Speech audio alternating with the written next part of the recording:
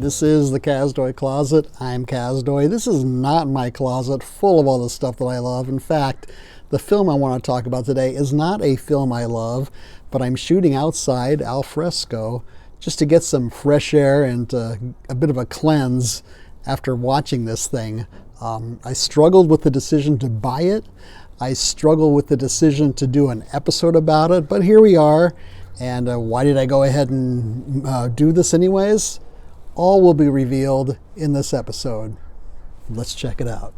Today's film is Pink Flamingos from 1972, 93 minutes long, in color. This is subtitled An Exercise in Poor Taste. I would say that's a big understatement. The plot, such as it is about a quote-unquote woman played by Divine and named Divine, who claims to be the filthiest person alive, and then another couple get jealous. They say they're the filthiest people alive, and so then the battle begins. So you can imagine what happens. The mastermind behind all this is John Waters. I've mentioned him before. I read a couple of his books, thought they were pretty funny. I think he's an interesting guy, a pretty funny guy. He wrote, edited, photographed, directed, and even used his own records, his 1950s rock and roll and rockabilly records, as the soundtrack for this. So he basically did everything. This was really his first big breakout movie that became a midnight cult movie. I'll talk about that a little bit later. And some people call it a sub-underground film.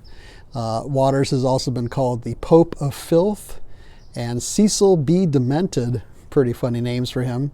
This film was made with $10,000 in the budget, and he ultimately went on to make more quote-unquote mainstream films like Serial Mom, Polyester, and Hairspray, which became a play, a musical for a mass audience, and he had big-name actors appear in his later films as well.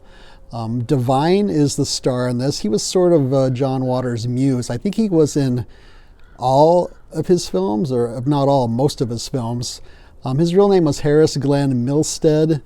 Waters called Divine not a drag queen, not a female impersonator, but a character actor.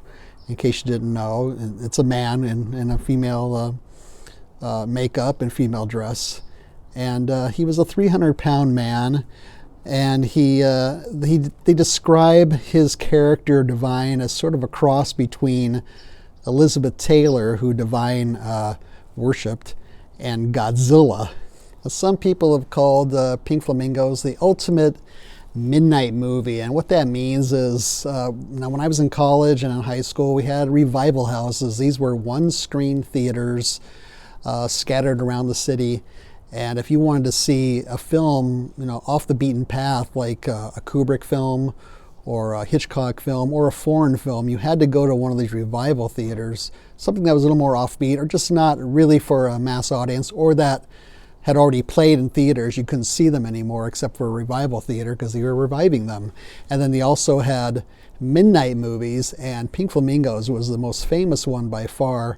I hadn't seen it in the theater, but there was always a trailer when I went to the revival houses, and they didn't show any scenes from Pink Flamingos, but you just heard audio, and then they had very brief interviews with the people walking out of the theater asking for the reaction to the film. So it was a really great trailer. It is actually included on this disc. The premiere of Pink Flamingos was in Baltimore, where John Waters, I believe, still lives, or at least part of the time still lives. That's where he made all his films, or at least they were all set there. And at the premiere in Baltimore, they handed out barf bags to all the customers, which was a good idea because this film takes every taboo and every thing of bad taste you can imagine and puts it on the screen.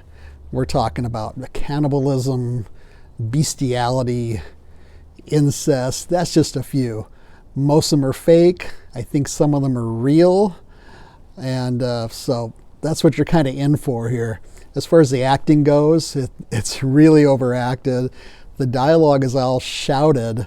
I think because maybe they didn't have microphones, or it was only one microphone, or they didn't have good enough audio to pick up the dialogue, whatever it was. They're shouting the dialogue. The actors do commit to it, and none of it is improvised despite this low budget. It was all scripted, and they had to memorize quite a few lines, actually. So as I'm watching this film, I had several reactions. I laughed quite a bit. I just shook my head at some of it. Part of it I thought, are they really going to go there? How far are they going to take this? And yes, they really did go there, and yes, they took it as far as you possibly can. I also thought, what's the story with these actors? What's their backstory? I was very curious about them because they seem so odd. So, given all that, the bad taste, the acting, the cut rate budget, all the crazy stuff going on here, why did I watch this? Well, a couple of reasons. One is I appreciate the fact that anybody who wants to be creative and has an obsession about it and is driven and passionate about it and has his own unique vision and creates his own universe, which he does in all his films. There's a follow-through, a consistency to his vision in all his films, even his early ones or his more mainstream ones. So I kind of appreciate people that can do that. Another reason I watch this, I was intrigued because this film has been placed in the National Film Registry. And it even says on the back there, you can see it right down there. It's part of the National Film Registry. And what does that mean? Well, I want to make sure I get this right. National Film Registry, it's part of the Library of Congress, and it's a list of films deemed culturally, historically, or aesthetically significant. So they're talking about this film here, right? They're not selected as the best American films ever made, but rather as works of enduring importance to American culture, and they reflect who we are as a people and as a nation. Well, if this film reflects who we are as a people and a nation, that's kind of scary, to be honest. There's 850 films in the registry. They add another 25 every December each year. And yes, the Library of Congress panel, whoever they are, I assume some are librarians and government officials, they view all the films. I would love to see interviews or footage of them watching this film and seeing their reaction to this film. That would be something. When it came out, Variety magazine called Pink Flamingos one of the most vile, stupid, and repulsive films ever made. John Waters said, Pink Flamingos has been shocking people for over 40 years, and now the National Film Registry has finally shocked me. Now, my rating for Pink Flamingos, well, in the first time in the Kazdoy Closet history of over 175 films, I'm not going to give this a rating because I don't want to give it any kind of recommendation because it's definitely not for everybody. I am on the Letterboxd app and I will give it a rating there and write a little bit about it. The link is in the show notes, the episode notes for this episode, if you want to see me on Letterboxd, or just put in the Kazdoy Closet on there.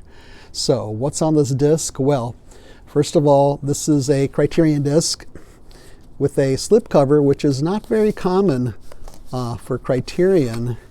And the slipcover looks like a brown paper bag. And the reason why is because the other couple in the film that wants to be the filthiest couple alive, they send Divine a special gift wrapped in a brown paper bag box.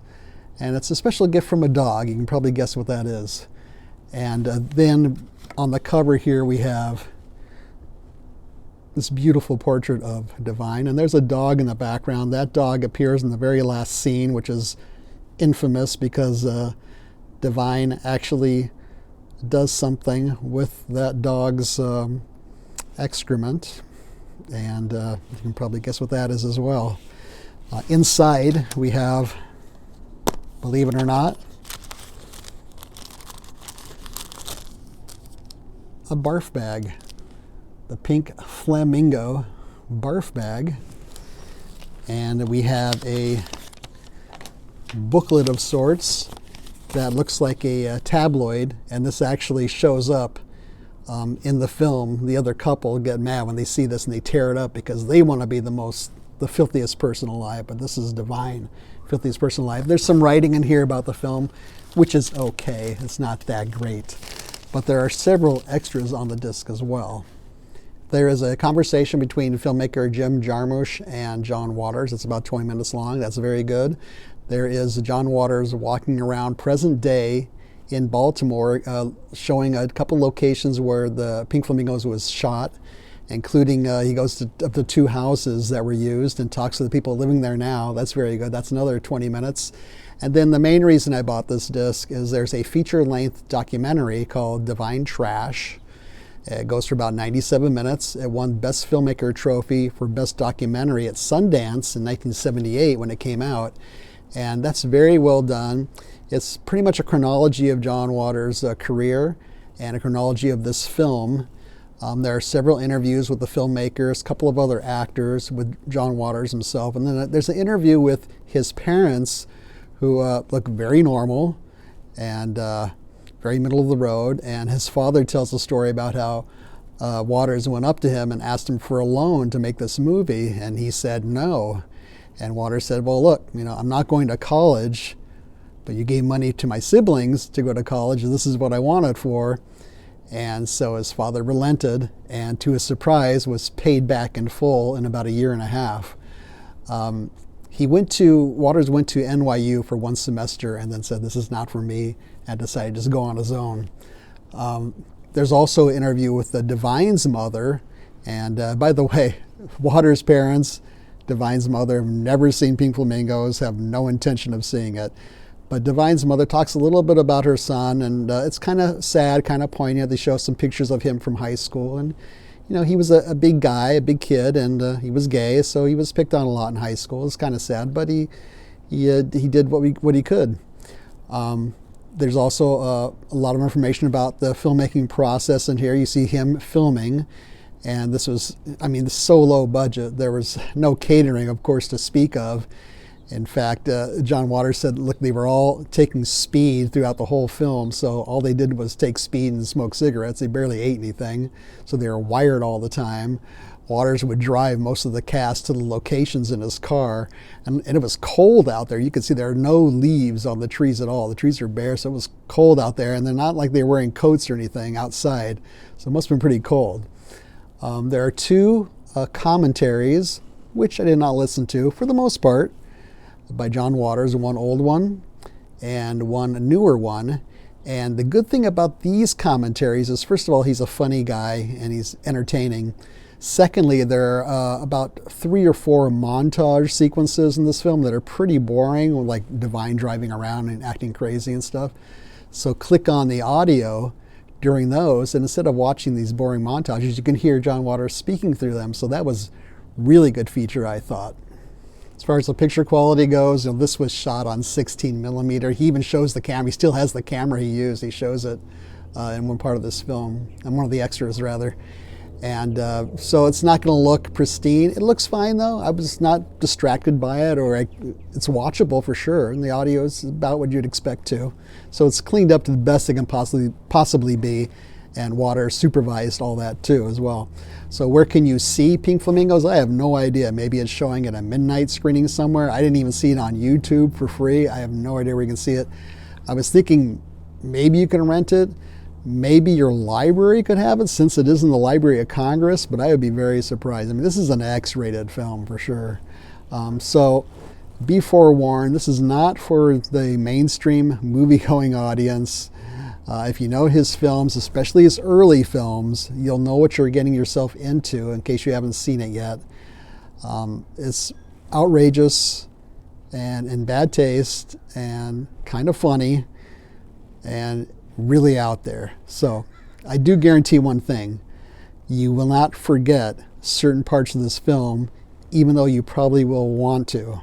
Now, will I watch this again? I have no idea. I don't even know who I could show this to. I have a couple of people who I think would go for it just because they're totally open-minded when it comes to anything like this. But, most people I'm not going to.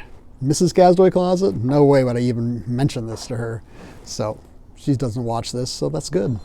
So I hope you like this episode. Feel free to leave a comment down here if you've seen Pink Flamingos, or if there's another midnight cult movie like Rocky Horror Picture Show that you like. Leave a comment and tell us about it. Feel free to leave a thumbs up. Don't leave a thumbs down.